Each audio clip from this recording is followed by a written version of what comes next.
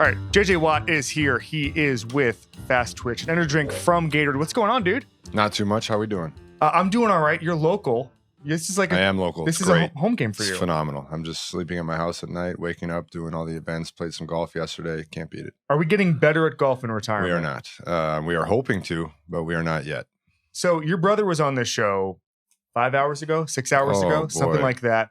And I said, give me something to embarrass him right off the bat. And he said he just wants to know. He wants to know for his own knowledge.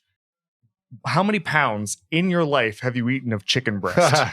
The whole lot. A whole. That's the diet?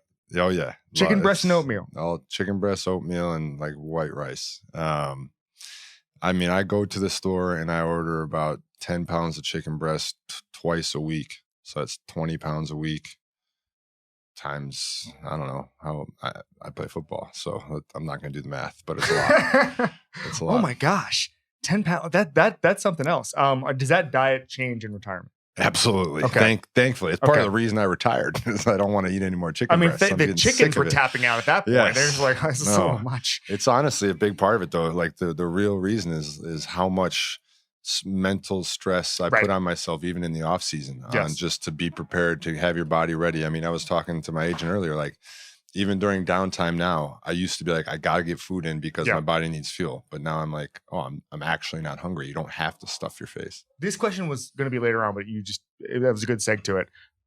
Is there something you wish the common fan knew about an NFL player's lifestyle, what he goes through to even play on Sunday most of the time? Like if you could just communicate to the world, like this is what an NFL player's life is like. You don't know, like what's the one thing you teach them? So I always open this with the caveat of I understand how awesome the job is. I understand we get paid a lot of money to do this, and it's incredible. I do not think that they fully and truly understand what it feels like to wake up on a Monday morning. Like I don't know anybody can describe what that feeling is like. And then how miraculous with all the time, energy, and effort it is. By the time you get to next Sunday, you're ready again. But when you wake up on Monday morning, that is a feeling that not many people can feel. Can you even begin to describe what it feels like? I mean, it depends on the game, obviously. It depends what you're nursing. But just generally, you wake up on Monday morning, you feel what? What hurts first? It's getting out of bed and literally like standing up and every single click, pop, crack in your joints. And then you go to walk to the bathroom and every step, like the first step is like brutal. And then each one after that, like, all right, your joints start to lube up a little bit and you start to get going. But yeah, man, that's the number one thing I'm looking forward to being done with is that Monday morning feeling. Wow, that's great. I want to talk about F1 because we were both at the Miami GP. Yes. I heard, I don't know if he said this publicly, but someone from Haas told me that everybody wanted you in their paddock. Mercedes, Ferrari, you could have gone to anybody, but you said you wanted to go with Gunther Steiner and Haas because you loved Drive to Survive. I love Gunther. He's the Drive to Survive king. I have no shame in admitting that that's how I got into F1. I wasn't into F1 before it. But yes, I wanted to see Gunther. I wanted to be on Gunther's team. He said I did okay, but I wasn't good enough to stick around and get a full-time position. I'm so sorry to hear that. I know that was your backup plan. It was. I saw Daniel Ricciardo this morning, actually. So maybe I can get on the Red Bull team now. I don't know, but I'm going to try out again with Gunther. You got a full year. I have a lot of time. He's the reserve driver, so you guys can maybe work together, build up chemistry somewhere. Yes. I think there's a play there. There's a play there. There's a runway, I'd say. But I'm going to try again for Gunther because I'm after Gunther's heart. I mean, we got Vegas this year. You can go to that. I mean, see, I've learned the American races are crazy. Like I was talking to Danny about that this morning. Miami, you were there. It was nuts. And it was also very hot. Extremely hot. Very hot. So I think I'm going to try. I'm a man who wears suits. That was a bad week. There's not many of you left. That's an impressive. Well, I ended up wearing shorts and then with a suit top with a jacket. No. I had to throw something together, and then it was a bad day. I had to skip a couple leg days going into it. Bad Instagram posts. It was a bad weekend. It was a quagmire. It's one of the weekends you want back. It's one of the weekends you want back. Me too. No, me too. I mean, we got 2 months until then, so we should both start training for different things. I didn't go to the race. I went to the 3-day. I went to all the practices and the qualifying, and then I watched the race from the hotel because I was like, I can't do it again. I was drained. It's great. Well, it's what's crazy about F1 race, and you probably learned this, and I do an F1 podcast, but I didn't even know I'd never been to one in America, is that someone would be like, oh, hey, I'm at this race, like meet me. Yeah. And then it's like, okay, cool, I'll see you in 7 hours. It's like physically impossible. It's unbelievable. It's like being in a huge college campus. But also through the college campus is running a river that you can't cross. So you have to like take bridges. It's bananas. We need a helicopter. Okay, let's do it next year. I think maybe you fly it, I'll buy it. You can handle that. I was talking to, I want to sort of, this flows into another thing, which is that I was talking to Mark Dalton, the Cardinals PR staff, this time last year, because I wanted to get you on the F1 pod. And I was joking with him, and I said, he's a big F1 fan, and he said, the thing about JJ is that he has so many interests that when he starts talking about something, you think it's like his main thing. And a lot of times it's like his 10th thing. It's like here's a women's soccer, obviously you have a connection to, hockey, women's hockey, all of this stuff. And it's like, you're so well versed in it. Thank you. Why do you have so many varied interests? I mean, I was talking to your brother earlier today, and somebody brought up, because I'm an Orlando Magic fan, and so one of his team. Congratulations, Pat Beverly. Thank you. Go. Yeah, we're very excited in Orlando. But someone brought up the Orlando Magic, and he said, I really just don't follow it that much. He likes the F1, but that's it. Like, why are your interests so varied? Well, number one, sports just speaks to me because I love the live aspect of it. I love the human aspect of it, where it's somebody has to perform their best on that day with all the pressure. So I love that. But I think even outside of sports, I'm just fascinated by how many different things are happening in the world and how many people it takes to make each thing great. So like even, coming up, I was really fascinated by musical artists, and I loved going to watch like a concert and a production and seeing how it all goes down. Like I remember when I first went to a Zac Brown band concert, and he has like 11-member band, and just watching how many people on stage it takes, but then also backstage and the truckers and the people unloading to see how that operation goes. It's always fascinating to me to watch like a whole thing work together for one goal, and it's special. Is there along those lines like a job that you want in retirement where you're just like, I mean, obviously I don't think you're going to go work a 9 to 5, but if you're saying like, okay, I really want to get involved in this that I haven't done before, is there something like that where you just want to be in that kind of position? Yes, I would love a job where I have the opportunity to be involved in NFL football, EPL soccer, F1, NWSL women's soccer, the theater of some sorts, like Broadway or SNL. Like I'd love to be involved with SNL. Also Hollywood and movies, and also spend tons of time with my wife and son. So that's easy. It would be great. That's easy. Yeah. I mean, I can make a couple calls. Yeah. So a lot of stuff, a lot of money, very little work. Yep. Tons of family time. I believe you can just be a Twitter user. I believe that can cover all of that. Thank you. That's what I do. Sit and you post. Yeah, you post, and every couple of weeks you do a sponsor post. That's where the money comes from, and all of a sudden you're an expert in everything. Perfect. That's just how it goes. That's what I'm going to do. When you retired, obviously, you mentioned the health thing earlier. When anybody, I was actually talking to a guy who retired last year in another sport, and he said when you don't, was it Tom? It was Tom Brady. Oh, yeah.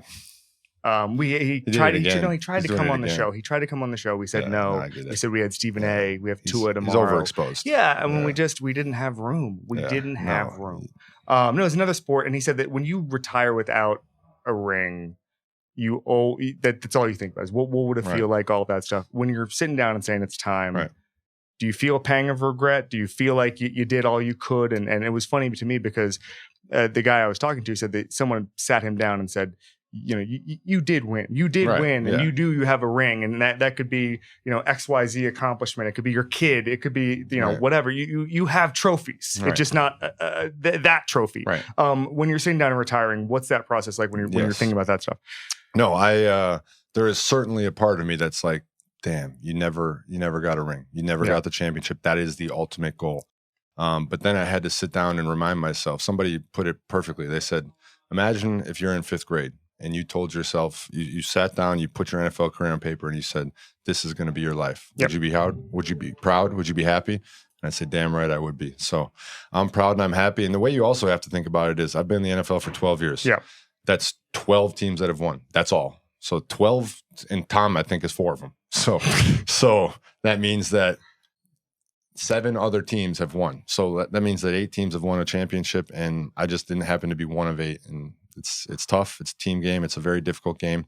But I got to live out my dream. I get to have a beautiful family and a beautiful life thanks to all these fans. So I'm very thankful. Is there a season along those lines you'd want back? If you could play a season over again, you say, we could have gotten there. Is there a year that stands out in your mind? I mean, I think 2012 was one of the best teams that I had for sure. I do think last year when we started out 7-0, we really had a great team and we were rolling. And then injuries and things caught up to us. But I think 2012, that team that we had, that defense that we had was really special.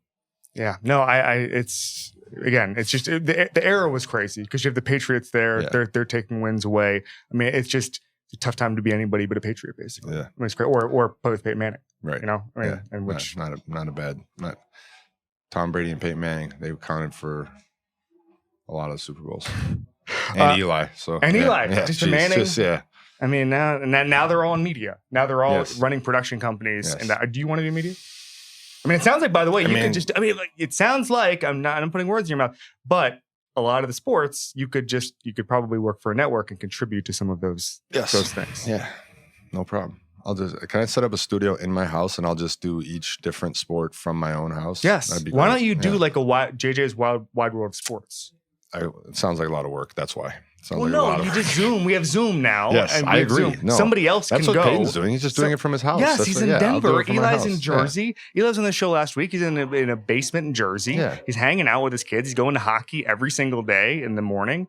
It's fine. Yeah. He's building an empire. Yes. From his basement. Yes. Media on the table for you? Yes, it is. Yeah. Absolutely. Imminent? Not imminent, but exploring. Hardest quarterback to be a defensive lineman against? I'm leaving that wide open because it could be elusive, could be a guy who gets the ball out quickly, doesn't matter. The guy who just after 60 minutes just said, damn, I don't want to do that again. Easy answer. It's absolutely Tom. He gets the ball out of his hands so fast. There's a reason he made it to age 45 is because he doesn't get hit often because he gets the ball out so fast. He knows exactly where to go with it. He knows what defense you're in, and he's going to get that ball out. And for 60 minutes, it is so frustrating because you can have the best pass rush move in the world and not get the sack and keep doing it and keep doing it and keep doing it. And it's really, really frustrating. Do you remember any play? And if it's okay if you don't, where you got off the ball, you thought you had him, and he got you? Oh, I told him in this past game, we just played him on Christmas Day. And I mean, I had multiple of them in that game where I was right there and I literally would just be like, Tom, just hold. I cussed, but I said, just hold on to it, man. And he refuses. Best team you ever played against? I mean, in whatever it was, 2018. I mean, I played against obviously the Patriots teams. Yeah, those are unbelievable teams. I mean, the one that hurts bad for me was we were up 24-0 on the Chiefs in the 2018, 2019 playoffs. I remember 24-0 in the second quarter, and they beat us, I think, like 51-30. Like that was an impressive offensive display in that second half. So those guys were very, very good. Again, I don't want to harp on a regret thing, but obviously the Bill O'Brien era starts going south there at the end. I think we're in more of a player empowerment era in the NFL, but it's certainly never going to be like it was in the NBA. Are you glad about the way your career turned out from a team perspective, being in Houston for that long, then going to Arizona? If you could have anything over again, would you change anything? Well, I mean, if I could do anything over again, I think you always want to try and stay with one team and win as many Super Bowls as you can with one team. That doesn't discount anything. I loved my time in Arizona. Mm-hmm. The fans here have treated me incredibly for these 2 years. I'm very thankful. And my 10 years in Houston were unbelievable. But I think everybody would love the opportunity to stay with one team for their whole career and win as many Super Bowls as years you play. So it sounds like you wish things had turned out differently for the Texans franchise. I mean, we didn't win a Super Bowl. So yes, I would love to have won a Super Bowl. Yeah. Take me through the musical thing, the Broadway stuff. Are you a Broadway guy? No, I just enjoy it. I just really enjoy it. I do enjoy live theater. I've only been to one Broadway play, maybe 2 in my life. What were they?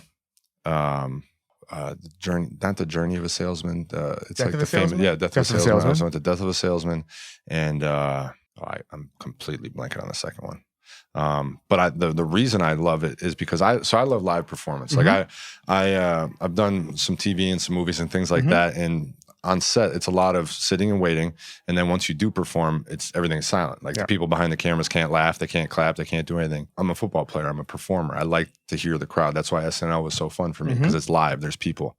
I think that's what I love about the theater, is that there's people there, and you're going to hear the cheers and you're going to hear the laughs when you crack a good joke. And I just really enjoy the live aspect. Is there one thing you're looking forward to doing this fall? Like you have October and the leads are changing. You get to do something you've never done before. What is it? Watch my brothers play live. Yeah. I really want to watch my brothers play live, be there, experience it.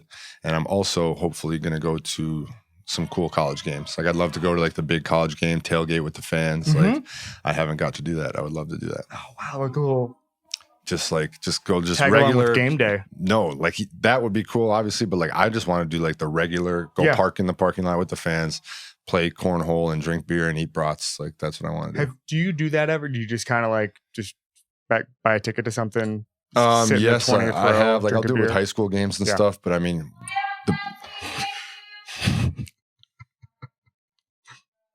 that was new. Can we continue? I mean, I feel like we just got reprimanded hard through a wall. We just got yelled at. It's coming again. It's coming. Watch. We're going to get yelled at. No. She's pissed. I think we're okay. I think she's pissed. She's giving us silent treatment. I think she's pissed. She wants us to give her the silent treatment. But you go to high school games sometimes? So like, but I mean, the problem is, so like you can hide somewhere and but the second one person figures it out, it's over. Like then cameras are out, then everything is around. So it's really hard. I see it sometimes when I lived in LA, and I'm sure you can speak to this. There's like there's a line that gets crossed as soon as one person makes a photo, because everyone's saying, I'm going to leave him alone. Yes. And then one person gets a photo, and then everybody says, oh, like, yes, guy's getting 100%. I can't not get a photo. And that happens to you? You don't blame people because they're like, this is my one shot. Like, I'm not going to see him again. So I don't care if I look like I don't care if I'm that person, because I'm never going to see him again. And so I don't blame people for it. But yes, as soon as that wall is crossed, you're done. It's over. You can't get a disguise. You're too big. I'm too big. Yeah. That's the problem. Like a lot of my teammates and stuff are guys that are smaller, so they can just toss on a sweatshirt, some sunglasses. But I mean, there's not too many like 6'6" ogres walking around, you know. I mean, you mentioned your brothers, who are also other 6'6" ogres. I was going to say other 6'6" ogres. Yeah. Do you see, like, I mean, TJ being a perennial defensive player of the year candidate at this point? See that as part of your legacy? Like it's almost, I mean, obviously you're going to retire. There's going to be a change, but you're still going to be so invested in football. You can't make a clean break from it. You're probably going to be in Latrobe for training camp. You're probably going to see him and go to Steelers games this fall. Like that, it feels like that Watt legacy is just probably going to help you stay rooted in everything going forward. No doubt. And I think that as long as TJ stays healthy and continues to have success, he's going to far surpass anything that I did on the field, and I look forward to watching it because he's incredible. And I'm very much looking forward to watching that and seeing him and Derek go out there and continue to do what they do. Why do you think TJ has the opportunity to do that? Health. I mean, there's no secret that I missed 4 seasons in the NFL. So just the opportunities that I missed, I'm hoping that he doesn't have to go through the same thing and he can go out there and put on a show for everybody. Tell us what we're doing here with Fast Twitch. We've got some energy, man. We've got some energy. Fast Twitch is a energy drink from Gatorade that is effective. It is something that we have in our locker rooms. It's something that the guys take, and it gives you that kick. You're going to find out. I mean, I noticed you took an extra sip there. You're going to have yourself a nice afternoon. I'm paying for this one later. If you want to do some push-ups, if you want to run around, you're going to have the energy to do it. Thanks to Fast Twitch. Wow. I'm just trying to keep my eyes open for Sunday. They're going to be open until Sunday. They're going to be next Super Bowl. Super Bowl. No, they're going to be open until then. We're going to have a good night. I mean, we're going out after this, right? Yeah. I mean, we're going to go work out. We're going to pound these. And then we're going to drink Fast Twitch. JJ Watt, thank you so much for coming on Tuesday, man. Thank you, man.